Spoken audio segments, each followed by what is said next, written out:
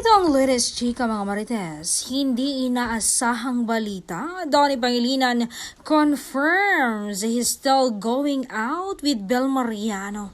Tinanong kasi sila ng mga mosang kung lumalabas pa rin sila ng ka-love team kahit nung wala silang project na dalawa. Dahil 1 year din silang walang project. Ito nga ang sabi ng aktor, yes, lumalabas kami pero pinipili namin ang lugar. Yung malit lang yung tao, yung talagang mag-enjoy talaga kami kasi oras naming dalawa yun eh.